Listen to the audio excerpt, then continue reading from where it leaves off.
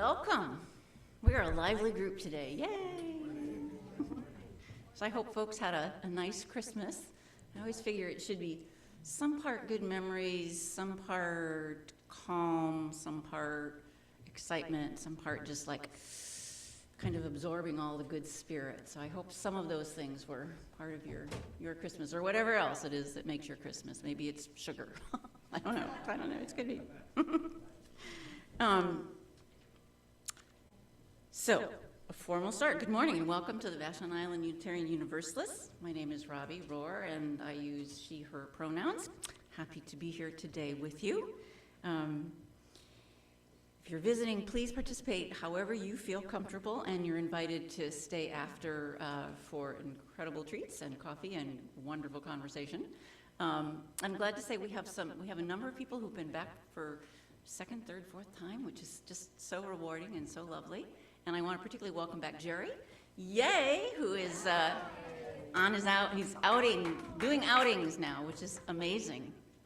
And I will do a formal introduction in a minute, but I also want to welcome Reverend Bodie, who is our guest speaker, and his lovely wife, Flossie, short for Florence, who have been married for 54 years, right? Yeah? Woohoo! I have no idea. I just don't know. Yeah, just So, our congregation is committed to individual freedom of belief, welcomes diversity, seeks to promote a sense of community which fosters religion which enriches the spirit. Whoever you are, however you got here today, you are most welcome. We are a mostly lay-led community, strengthened and enriched by weaving together the volunteer contributions of members and friends. And we are so grateful to Reverend Victoria Poling, who I believe refers to you as her mentor, for her amazing and generous contribution of her spirit and skills. We acknowledge that we're on the traditional homelands of the Swabash Coast Salish Native people. People have lived on and stewarded this land since the beginning of time and continue to do so today. We recognize that this land acknowledgement is just one small step towards true allyship, and we are committed to trying to make that a more meaningful piece as well. I also wanted to welcome back Xander Knott. Yay, you guys! We are so fortunate to have Xander as our musician today, but just to kind of have him in our general family. So I know this is probably embarrassing to you, but somebody just said, "Oh, he was in our children's program." What did you say, Judy? RE. So yeah, so now he's all like big and grown up and all those things. So as we begin our service, please take a few deep breaths, relax, and bring your attention into this moment of communal reflection and sharing. So, our minister, a little bit about him. He is a native of Lyndon, Washington, Minister Emeritus at the Quimper Unitarian Universalist Fellowship in Port Townsend, from which he retired in 2018 as the senior member after serving the congregation for 14 years. They were fortunate. Before coming to Port Townsend, Reverend Bodie was the interim minister of the First Unitarian Universalist Church of Houston, Texas, and the Hope Unitarian Church in Tulsa, Oklahoma. And prior to that, he served for 22 years as an associate minister at the Fountain Street Church in Grand Rapids, Michigan, large, independent, religiously liberal congregation. One of his interests has been facilitating study groups in adult religious education on poets such as Mary Oliver, Emily Dickinson, Robert Frost, Walt Whitman, Robinson Jeffers, Billy Collins, Jane Kenyon, Gary Snyder, Ellen Bass, Denise Levertov, and Gregory Orr. Makes me realize how unliterary I am. I don't know a few of those. Bruce is a graduate of Calvin University in 1969 and Calvin Theological Seminary in 1973 in Grand Rapids. He's been married to Flossie Borima, is that pronounced? Borima Bodie since 1970, and is father to Katie Bodie Lang and Libby Bodie, and grandfather to 9-year-old Claire Grace Bodie Lang in State College, Pennsylvania, and 2-year-old Willem Flores Bodie Hoyle in Shoreline. So that's a lovely introduction. And now I will invite him to the podium.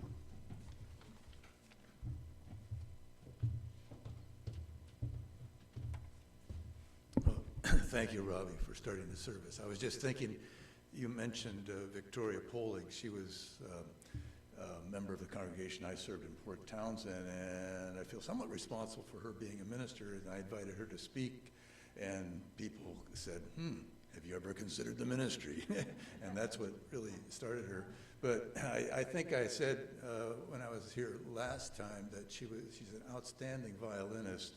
And I'm thinking of that particularly because at the second, we'd have Christmas Eve services, the second service, she would accompany on the violin. It was just absolutely glorious. So I know I'm giving her, I don't know if she's ever played for you. She has, oh good, well, all right. Okay, she hadn't last year when I was here. And speaking of that, yes, I was here last year. This is my second time with you.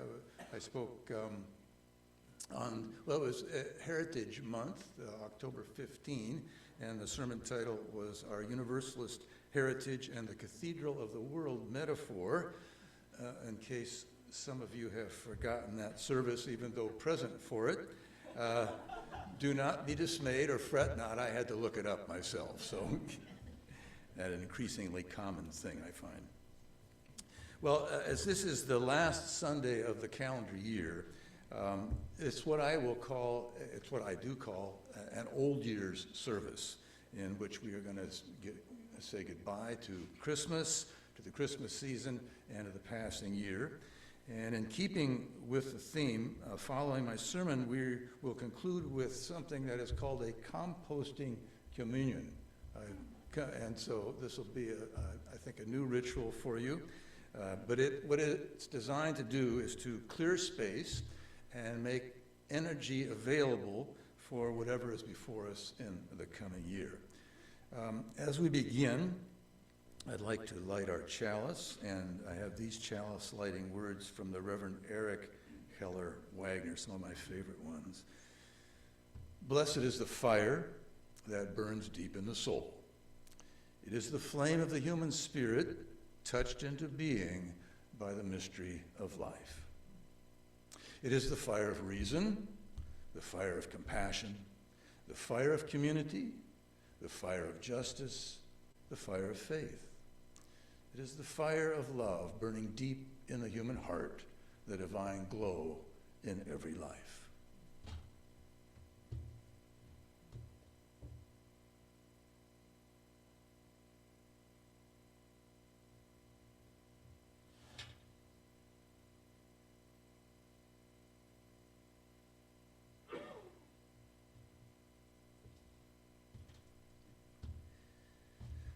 As we begin this end of the year service, I also want to invite you to join me in a responsive reading, which are the lines of what I think is a gorgeous poem by Mary Oliver. She is often known as the Unitarian Universalist poet. She's published by Beacon Press. She's not Unitarian Universalist, but she's spoken there before. The poem that we're going to read is titled First Snow. We haven't had a first snow in Port Townsend yet, and I don't believe you have either. We may not have a first snow this year, but I trust that most of you know what a first snow is and some of the feelings that may be evoked from it. So you have the words printed on this yellow sheet. Thank you for printing that out. And so would you please join with me?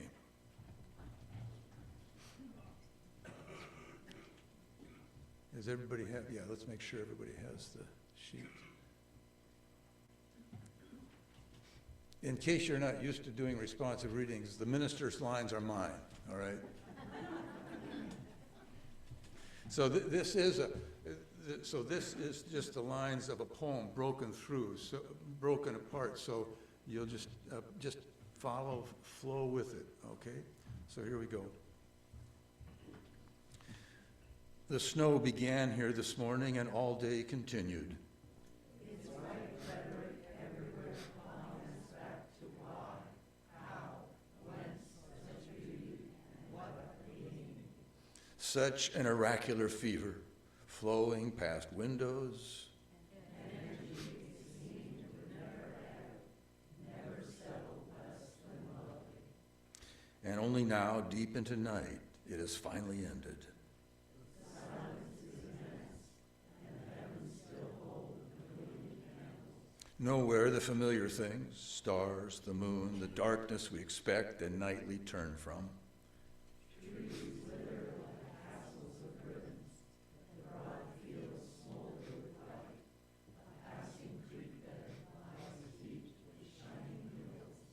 And though the questions that have assailed us all day remain, not a single answer has been found.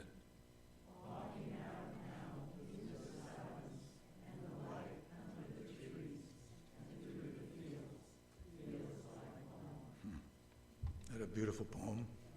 Yeah. And you read it beautifully, thank you. Our first song is hymn number 55, titled Dark of Winter, and Xander's going to play the melody through once. We'll remain seated. Our song leaders will come up, and then once he's played it through, you can stand as you're able and join in singing. Xander?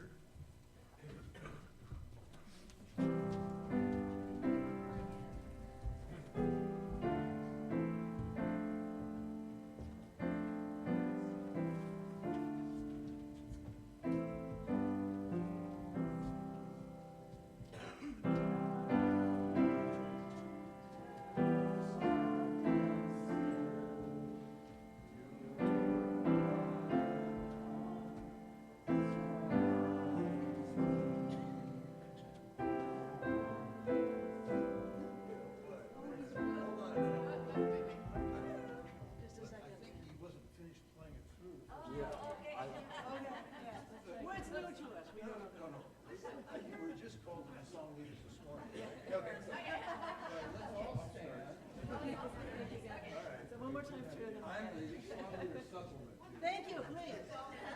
We'll take all the help we can get. Thank you. Xander, what are we going to do? Do it one through. and I'll then we just will play have- the last 8 bars. 'cause it's Okay, a long perfect. You're going to play the last 8 bars? And Okay. you'll hear that. All right, great. Okay. We can do this.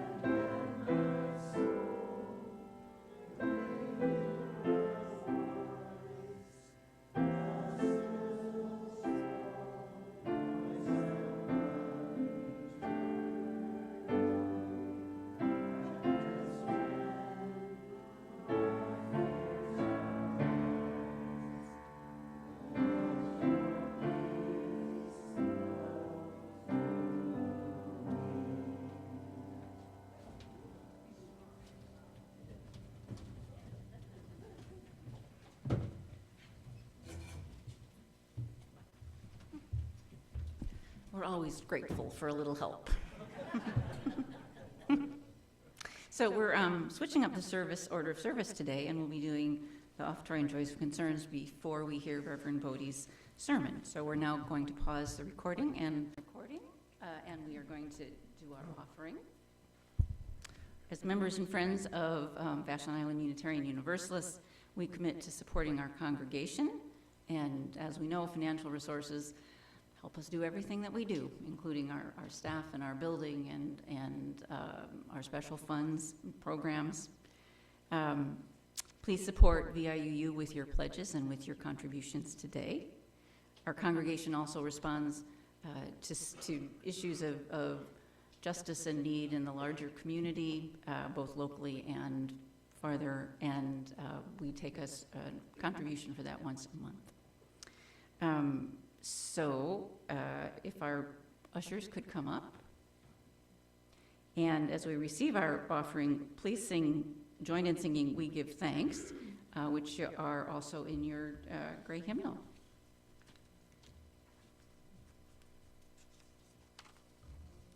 Give thanks for this precious day, for all gathered here, and those far away, for the time we share with love and care. Oh, we give thanks for this precious day. Oh, we give thanks for this precious day, for all gathered here, and those far away, for the time we share with love and care. Oh, we give thanks for this precious day.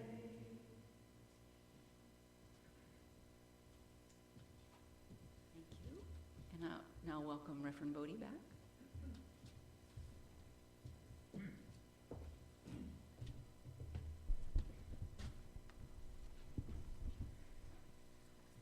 That was lovely to see the way you share with each other. For my reading, I have some statements from my favorite Unitarian, Ralph Waldo Emerson, and this is from his essay titled The Oversoul. Some of these statements will connect with my sermon message this morning. I'll start out with a line that I really like. He says, "Our faith comes in moments, our vice is habitual."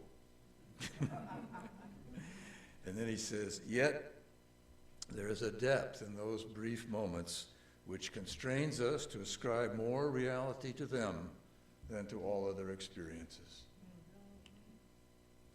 He says, "We're a stream whose source is hidden.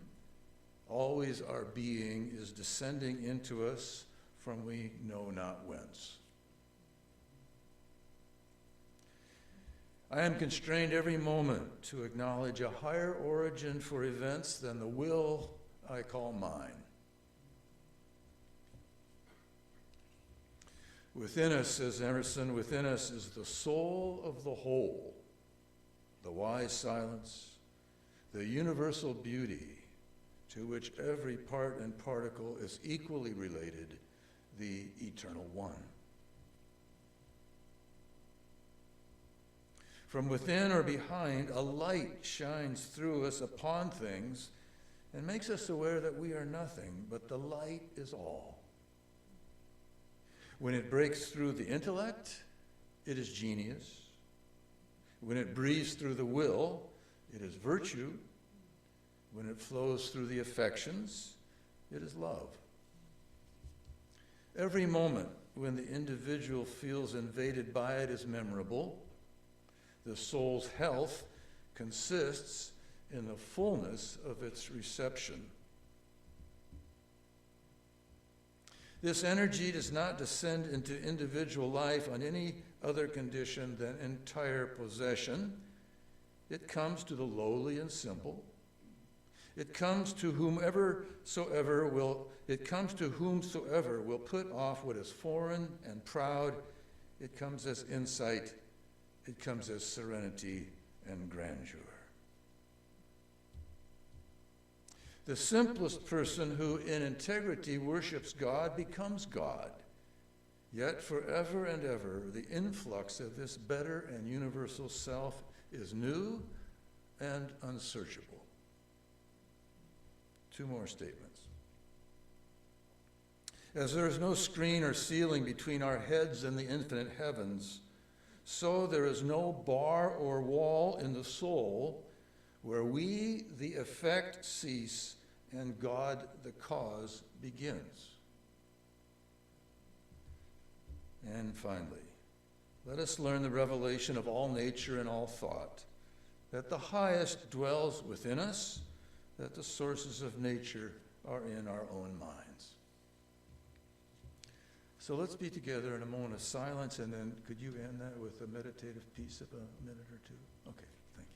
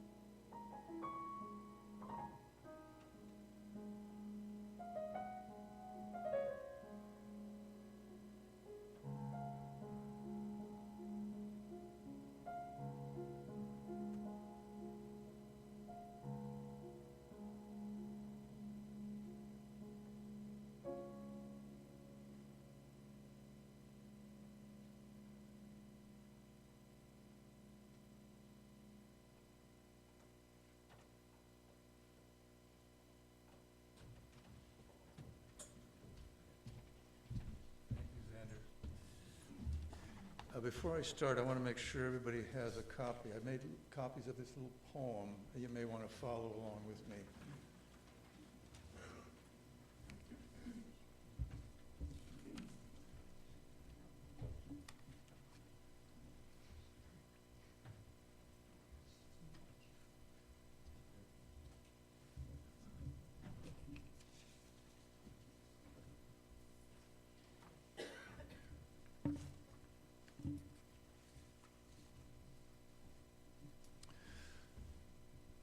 set? Good.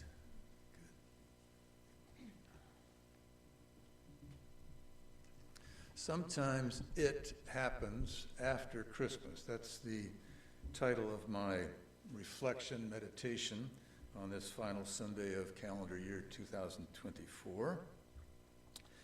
And it's based, my sermon title is based on this little poem that you have before you by May Sarton. It's titled Christmas Light.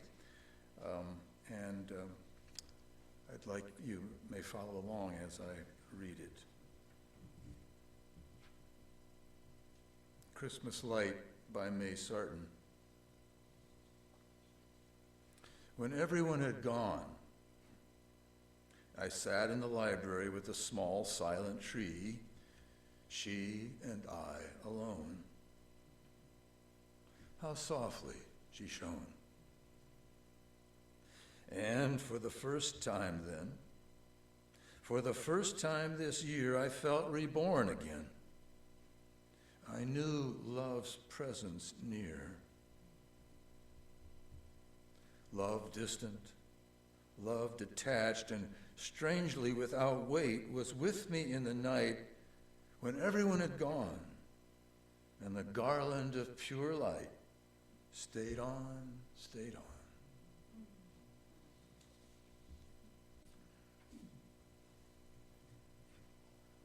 For the first time this year, I felt reborn again, says the poet.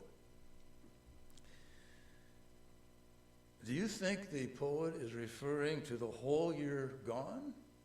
Or is she talking about the beginning of the new year?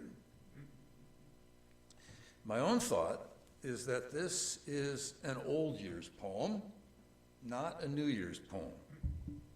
And that indeed, for the first time in the whole past year, the poet feels reborn, knows love's presence near, and experiences what she calls the Christmas light, a garland of pure light, a wreath, a crown of light related to Christmas.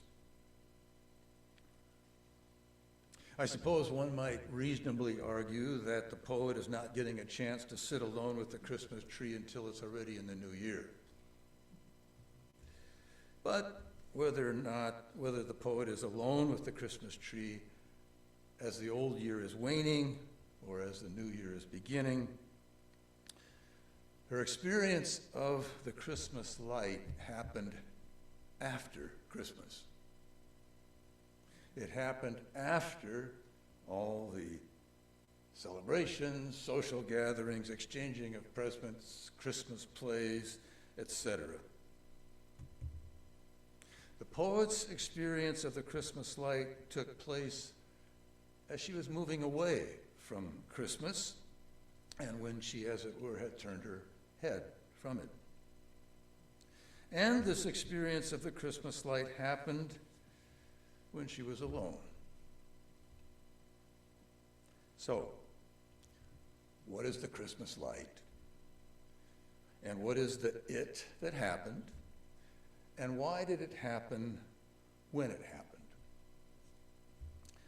The it, as I understand it, the experience of the Christmas light, is the conscious experience of being connected to the fullness of life and to the creative source of all being that is at the center of each being.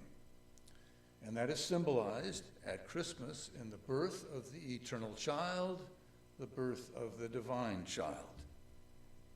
Or, drawing on a different religious tradition, that of Buddhism, the it has to do with the experience of what they call the suchness of things, the thusness of things. Or, in the Jewish tradition, the it is the I amness of things, as with the experience of Moses in the desert wilderness and the burning bush. Fire coming out of the bush, but not from the bush. That is, we're talking here about an eternal fire that burns in all that is and never stops burning. Or, the words of T.S. Eliot, it is the experience of what he calls the still point at the center of the dance. And here in May Sarton's poem, it is spoken of as an awareness of love's presence near, love distant, love detached, and strangely without weight. Those are very unusual and interesting words to describe love.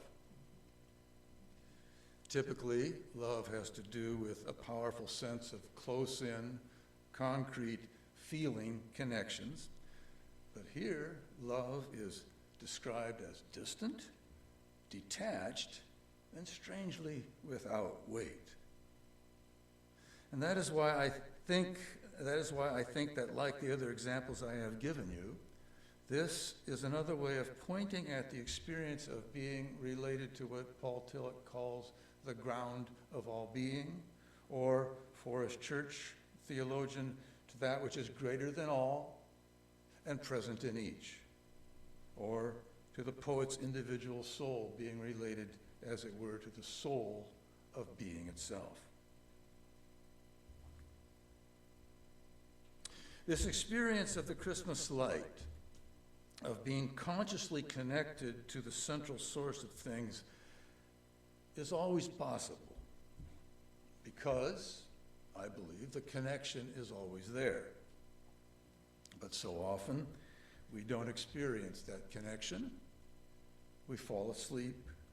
Perhaps we even doubt the connection. And thus, we need to be reminded of our connection to the infinite creativity at the heart of things, which to me is largely what Christmas, and in particular Christmas Eve, is about. Christmas Eve in our Western tradition is, or at least has been, the holiest night of the year, the point at which the sun makes its turn and time stands still, the point, the place at which the divine child is born. As such, Christmas Eve, which I understand that you celebrated last Sunday, doesn't matter. Christmas Eve is an attention-getting device to awaken us and point us to the fact that the holy is always in our midst, that the miracle is always happening, and that we are always connected to that miracle. But can we, by shaking ourselves, experience this depth dimension of being? In the Gospels, Jesus says, "Ask, and it shall be given you. Seek, and ye shall find. Knock, and it shall be opened unto you." And of course, Jesus is right. We must ask, we must seek, we must knock, we must strive, we must try to pay attention, we must put up and decorate our Christmas trees. But what Jesus didn't say, at least not in this passage, is that there's a paradox here. And the other part is this: the experience of the holy, of the still point in time, and of love's presence near, it doesn't come by force or demand, or necessarily where we expect it, or necessarily when we expect it. It doesn't come on our terms. It sneaks up on us. It comes surprisingly. It comes spontaneously. Speaking of the spontaneity of such revelations, here's Ralph Waldo Emerson again. He says, "The mind that grows could not predict the times, the means, or the mode of that spontaneity." The mind that grows could not predict the times, the means, or the mode of that spontaneity. And again, he says, God comes in by a private door into every individual. Thoughts enter by passages which the individual never left open. As it turns out, mostly what we have to do is get our ego out of the way let go and surrender our expectations, aspirations, and plans. And when this happens, then it, the experience of the Christmas light, comes blazing through. The possibility of beholding the Christmas light is always there for us, but we are blocked from experiencing it, imprisoned as we are by walls of our own striving. All year we have striven. All year we have made efforts. All year we have prepared. All year we have knocked on the door, but the door never opened. All blessed year it didn't come. And still it hasn't come.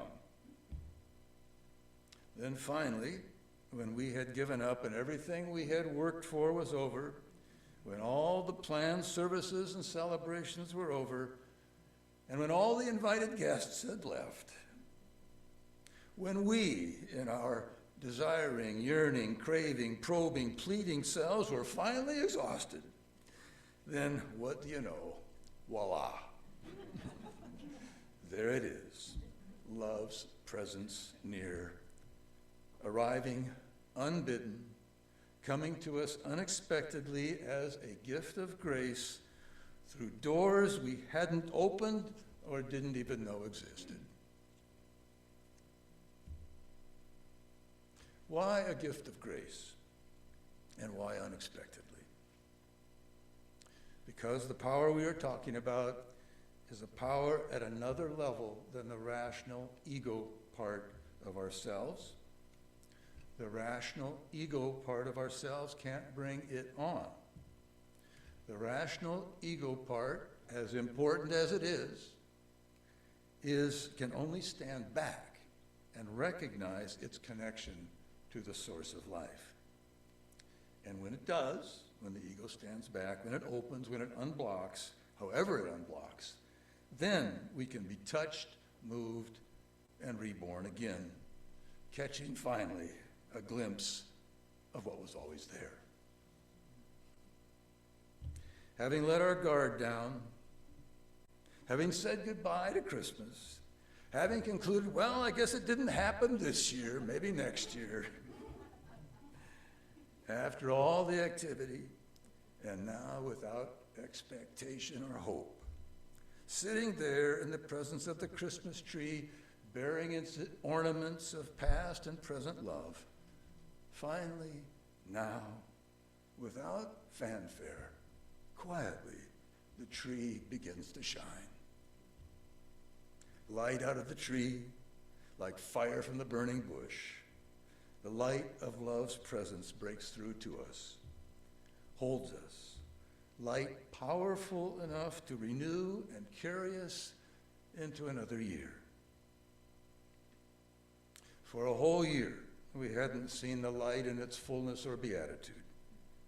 We hadn't experienced its calming quiet and deep peace.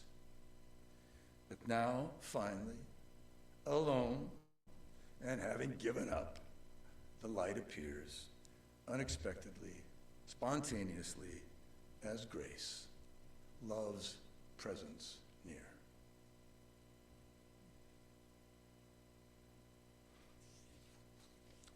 To conclude this sermon meditation, and in keeping with the theme of experiencing the light of Christmas, I invite you to sing a quiet, tender piece. It's titled, Let Christmas Come. It's 224. Xander, you'll play it through once, and we will sing the two verses. 224 in your gray-colored hymnal.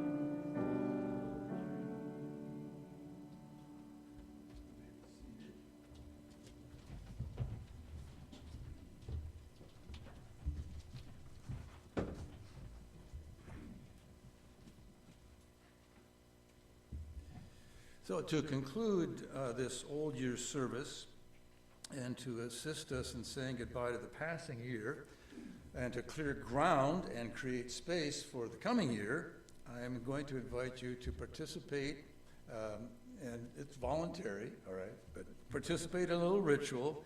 This was introduced to me by a ministerial colleague, the Reverend Deborah Thorne, and she called it a composting communion. So it's a ritual in which we symbolically let go of the products and outcomes of this past year's energy so that that energy can be made available to us in the year upon us. So Deborah Thorne, she was my ministerial intern, wonderful person. She was a ministerial intern with me in Port Townsend in 2012, and she introduced this ritual to me at that time with these words. She says, a composting communion is a joining together of our past experiences, a time to put back into the earth our knowledge and experiences so that they may become one again with the earth through the organic, natural process of decomposing and thereby become the source of our wisdom. By doing this in fellowship as a communal experience, we are expressing our understanding of our place in the cycle of life and death and rebirth.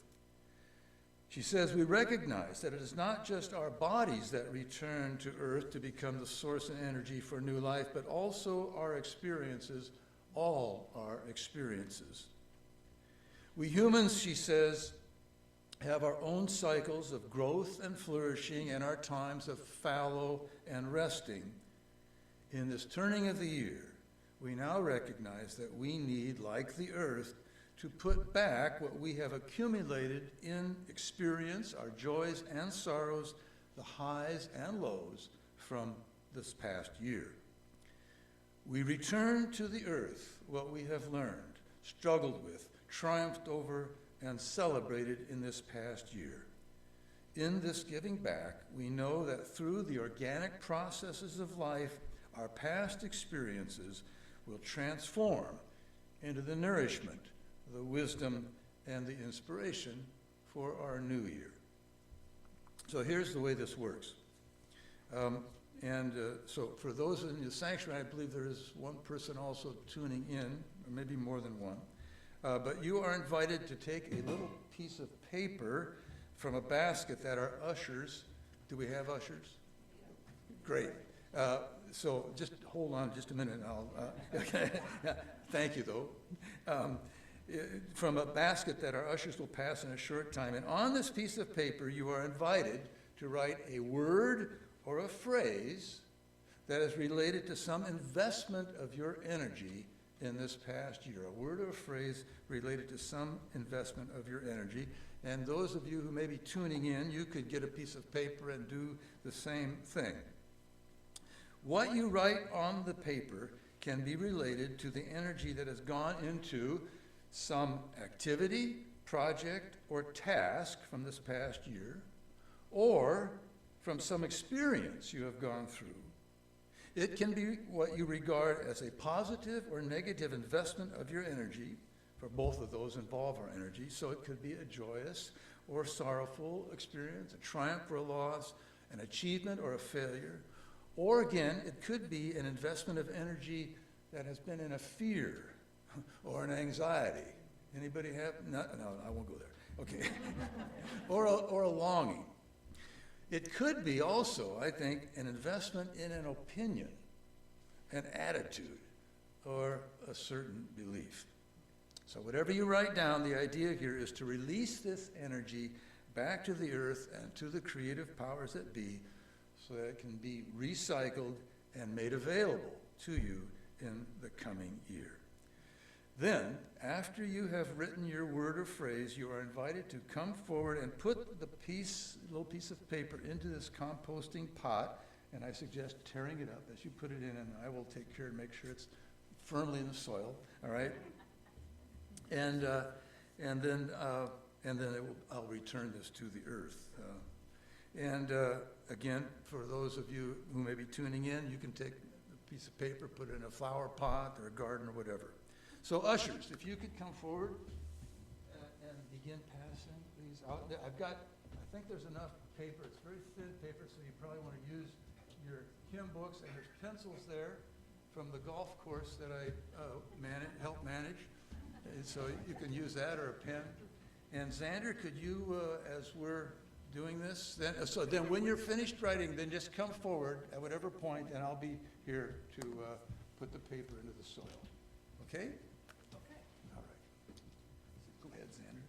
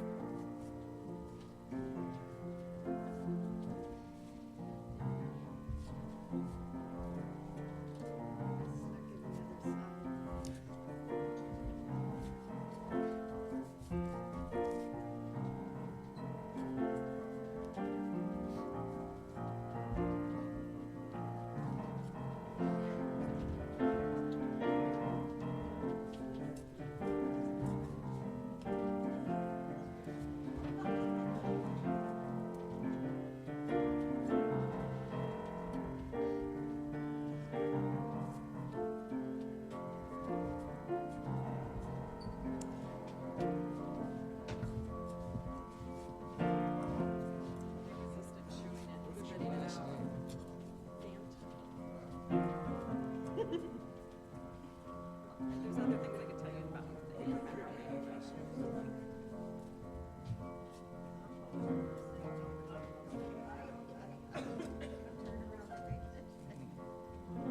That was good. Do I return this to you? Yeah, I'll just here? keep it. Fine, thank you. Oh, you're welcome. Thank you.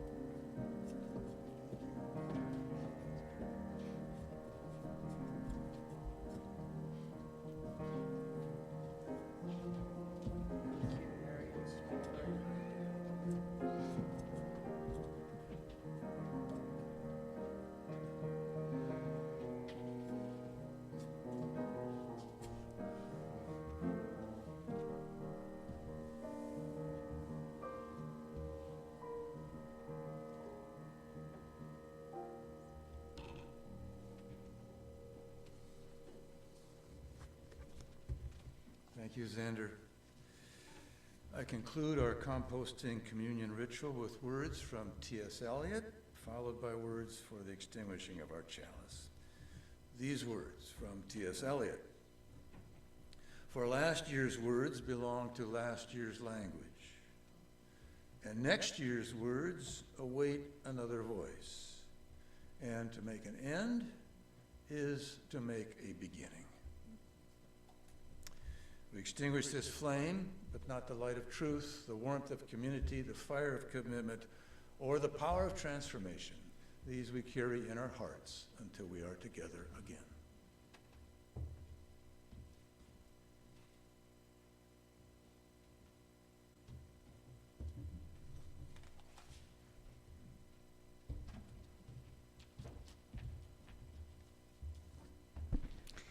Some of you may have noticed I didn't do this at the beginning.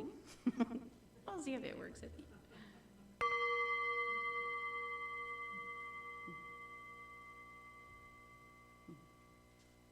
That's the formal end of our service. I'd like to thank everybody who made this possible. And I just want to say, I think you know you belong to something, really, when you realize that your coming makes it a fuller event. That it's not just, that you get to go when you want to, but that when you show up, that your presence is contributing to what we are. So thank you all for coming. Thank you to Reverend Bodie for his amazing preparation and lovely presentation, and to his life partner for coming with, Flossie. To Runa for getting here early, as I said before, which was lovely, and doing our tech. To the people who kind of last minute agreed to be Team 5 to make sure we had stuff going on today. And Xander, geez, thank you so much. So we will now continue with